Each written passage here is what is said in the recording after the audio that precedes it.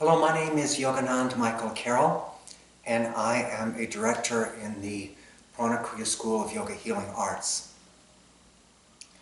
In this video, which I am preparing for Pranakriya teachers and practitioners, students, I want to talk about pranayama, what the word has meant through time and how it has been practiced through the ages. Most of us hear the word pranayama used for breathing exercises in modern yoga classes. This is not wrong, but there is much more to the subject of pranayama. The definition of pranayama that I will be using for this talk is pranayama is a Sanskrit compound of the words prana and yama or ayama. Pranayama means to restrain yama, the breath, prana, in order to increase ayama, the life force, prana. There are two sources for pranayama instruction that provide most of what we know about this ancient practice. The Yoga Sutra, attributed to Patanjali, composed around 450 CE, and the 14th century Hatha Yoga Pradipika. We will begin by seeing what the Yoga Sutra says about pranayama.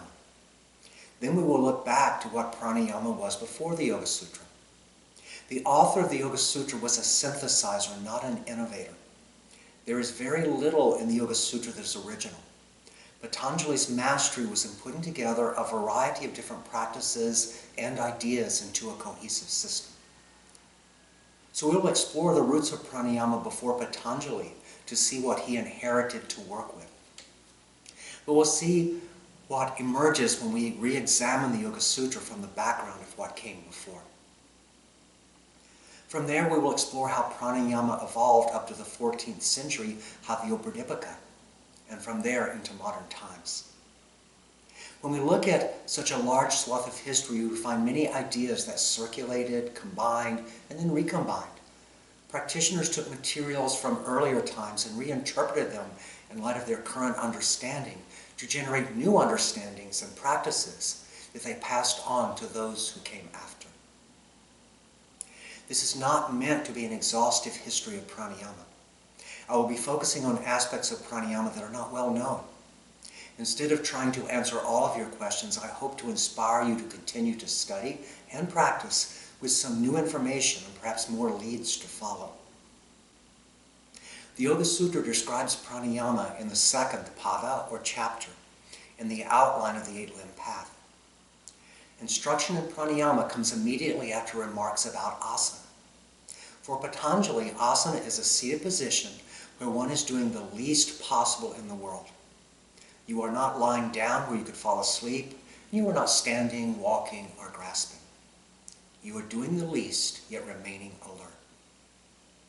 This is in alignment with the teachings of the Upanishads before, and with the Yoga Sutra's definition of yoga as cessation of thought.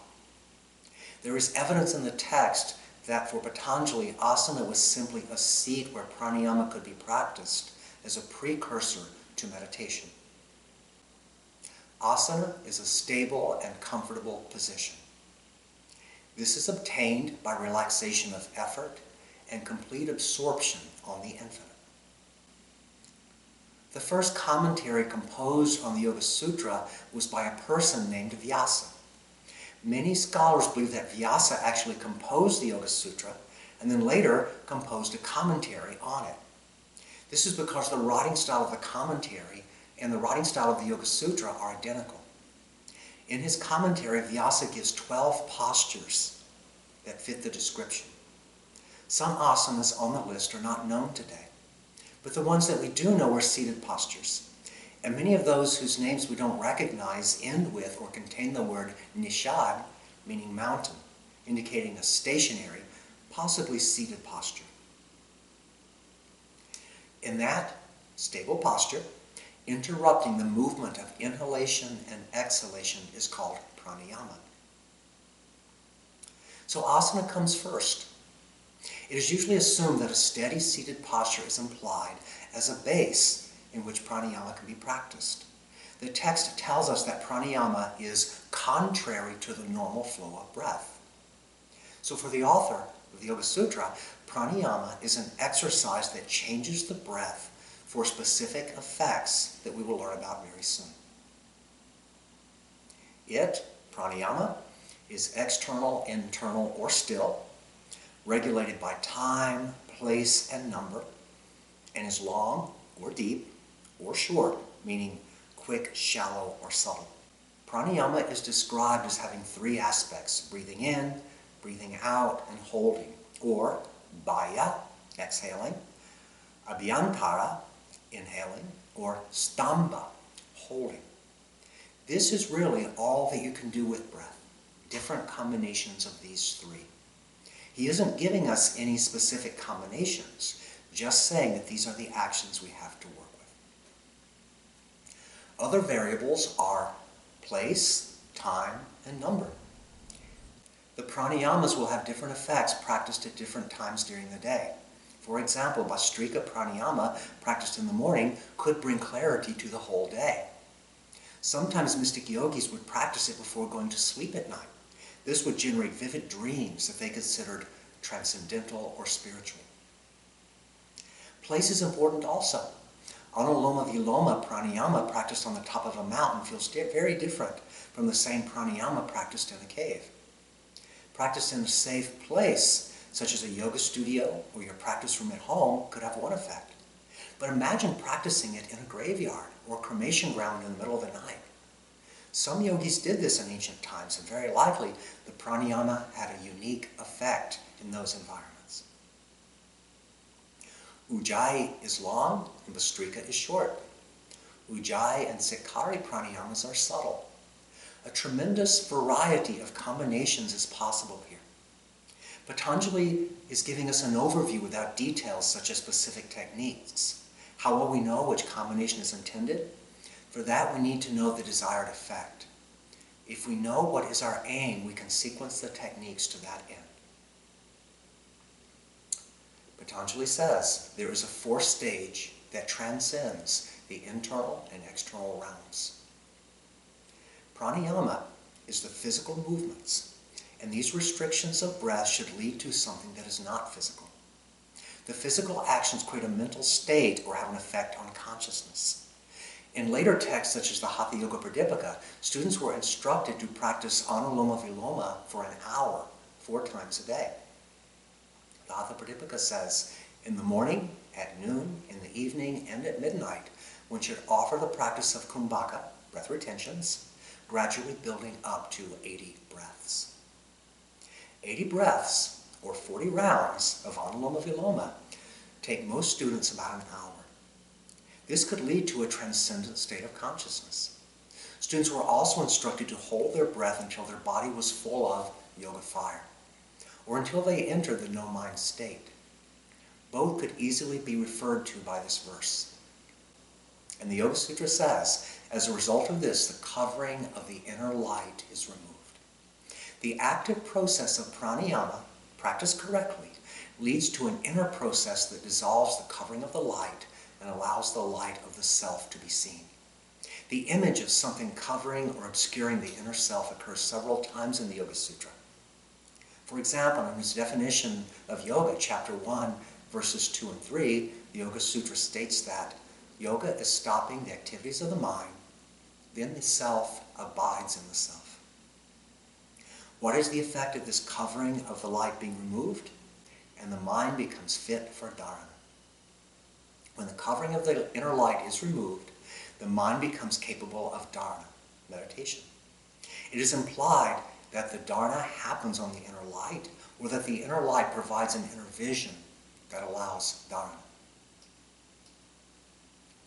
If stopping the activities of the mind is the goal of yoga, then every limb of yoga should support this process. We have the techniques of pranayama, so let's see how they could support the process of stopping the mind. In the first chapter of the Yoga Sutra, a list is given of techniques to overcome the obstacles to yoga. The author states that the cessation of the chitta vrittis can be achieved by meditating on God. Mental activities can be restrained by meditating on or devotion to God. The repetition of Om and contemplating its meaning is also prescribed. Om should be repeated and its essence realized. In verse 31 of this chapter, he gives breathing as a symptom of the chitta vrittis. Sorrow, dejection, trembling, inhalation and exhalation accompany the distractions. Most modern commentators interpret this as saying that when the mind is disturbed, our breathing is exaggerated. Our breath may be quick and shallow when we are afraid, for example. The breath becomes an indicator of the state of mind. It was a common teaching in the later Hatha Yoga tradition that the breath could be stopped through special yogic techniques. And when the breath stops, the mind also will stop. When the mind is transcended in samadhi, there is supposed to be no breath at all, according to the Hatha Yoga Pradipika. In the Hatha Yoga Pradipika, this breathless state is called Kevala Kumbhaka, a synonym for samadhi. As we will see, this belief that breathlessness was associated with transcendent meditation existed before and after the Yoga Sutra was written. It is easy to see this idea expressed in the Yoga Sutra a few verses farther along. The mind may be stilled by exhaling and holding the breath. If we put all of this together, we could say that the goal of pranayama in the Yoga Sutra is to still the mind. We have the techniques of inhaling, exhaling, and holding, different times and locations we can practice in, and different lengths of time that we can practice. We know we are doing it correctly if it stills the mind. In that stillness, the inner self is revealed and we can progress in dharana or concentration, the next step in the gradual process of samadhi. Now let's go back to the beginning and see how breath and breathing have been seen and used in Indian spiritual traditions leading up to the time of the Yoga Sutra.